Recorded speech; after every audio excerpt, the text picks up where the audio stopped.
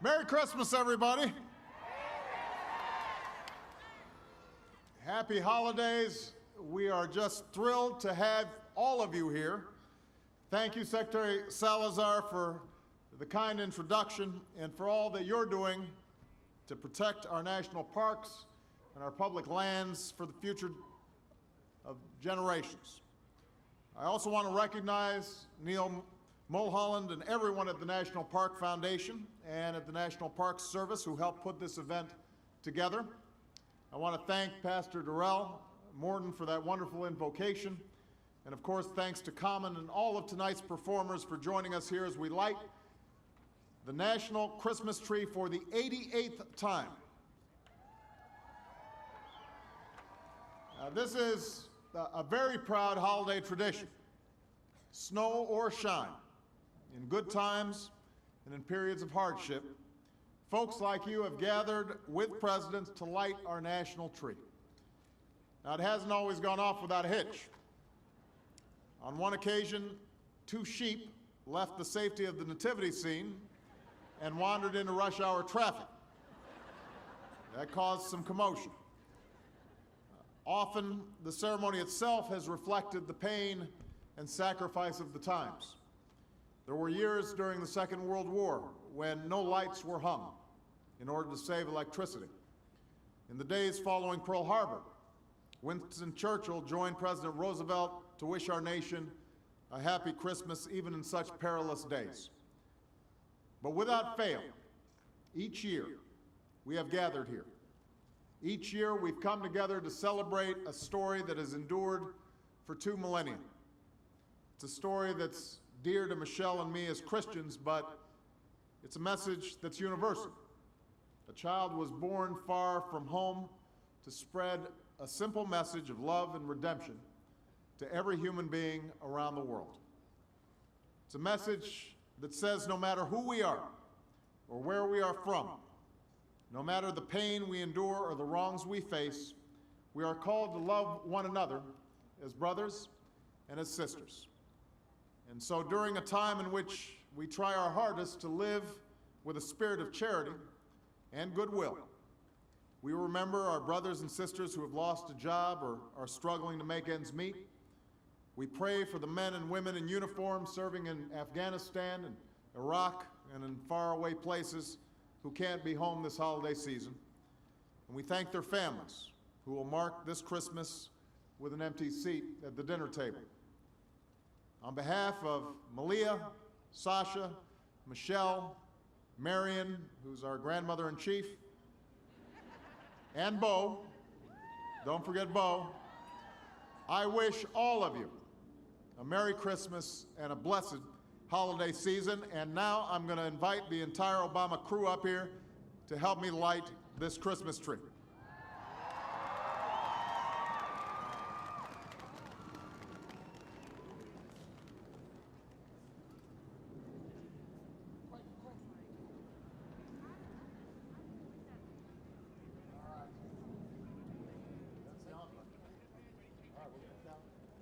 All right, everybody, we're going to count from 5.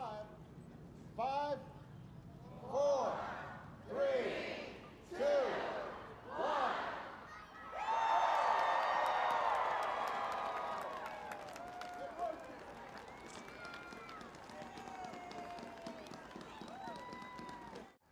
Here with the holiday classic, please welcome the incomparable First Lady Michelle Obama. All right, you guys, you ready for this story? Yes. All right, here we go. 'Twas the night before Christmas, when all through the house not a creature was stirring, not even a mouse. The stockings were hung by the chimney with care, in hopes that St. Nicholas soon would be there. When out on the lawn there rose such a oh, I skipped a page. Wait. The children were nestled all snug in their beds. Did I skip another page? Okay, here we go. There we go. We're ready. First lady's taking off her gloves. Ready? The children were nestled all snug in their beds, while visions of sugar plums danced in their heads. And Mama in her kerchief, and I in my cap, had just settled down for a long winter's nap. When out on the lawn there arose such a clatter, I sprang from the bed to see what was the matter. Away to the window I flew like a flash, tore open the shutters and threw up the sash. The moon on the breast of the new fallen snow gave the luster of midday to objects below, when what to my wondering eyes should appear but a miniature sleigh and 8 tiny reindeer. With a little old driver so lively and quick, I knew in a moment it must be Saint Nick. More rapid than eagles, his coursers they came, and he whistled and shouted and called them by name. Now Dasher, now Dancer, now Prancer and Vixen, on Comet, on Cupid, on Donder and Blitzen. To the top of the porch, to the top of the wall, now dash away, dash away, dash away all. As dry leaves that before the wild hurricane fly when they meet with an obstacle mount to the sky, so up to the housetop the coursers they flew with the sleigh full of toys, and St. Nicholas too. And then in a twinkling I heard on the roof the prancing and pawing of each little hoof. As I drew in my head and was turning around down the chimney, St. Nicholas came with a bound. He was dressed all in fur from his head to his foot, and his clothes were all tarnished with ashes and soot. A bundle of toys he had flung on his back, and he looked like a peddler just opening his pack. His eyes, how they twinkled, his dimples how merry. His cheeks were like roses, his nose like a cherry. His droll little mouth was drawn up like a bow, and the beard of his chin was as white as the snow. The stump of a pipe he held tight in his teeth, and the smoke, it encircled his head like a wreath. He had a broad face and a little round belly that shook when he laughed like a bowl full of jelly. He was chubby and plump, a right jolly old elf, and I laughed when I saw him in spite of myself. A wink of his eye and a twist of his head soon gave me to know I had nothing to dread.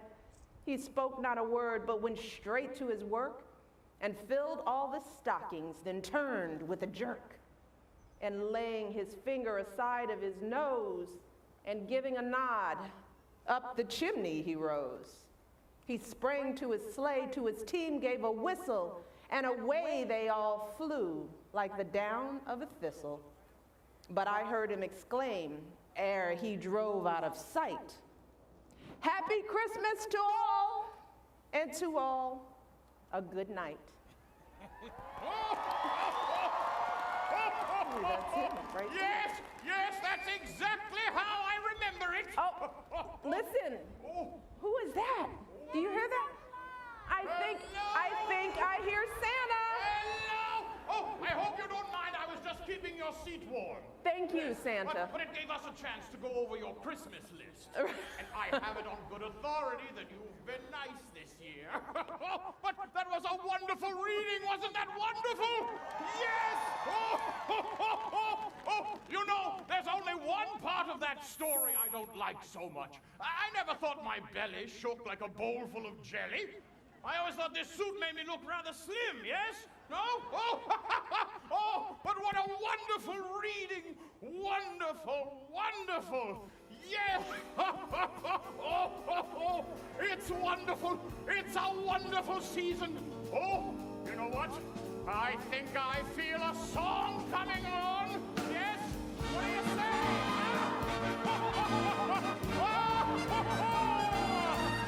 It's the most wonderful time of the year, with the kids jingle belling and everyone telling you be of good cheer. It's the most wonderful time of the year.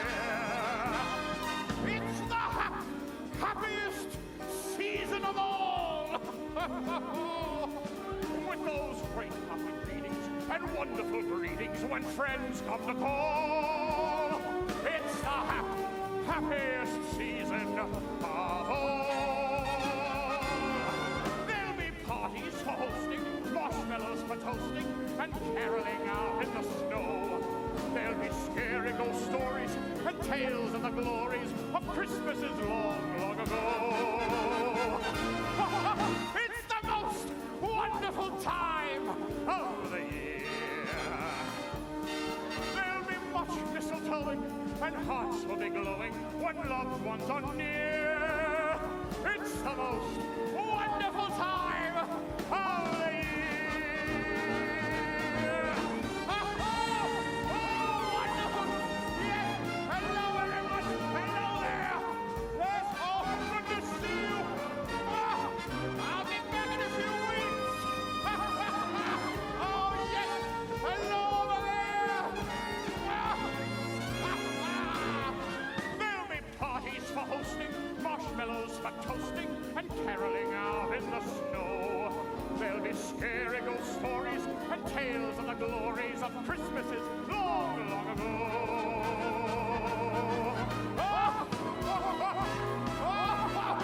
It's the most wonderful time of the year. There'll be much mistletoeing and hearts will be glowing when loved ones are near. It's the most wonderful time. It's the most wonderful time. It's the most wonderful time.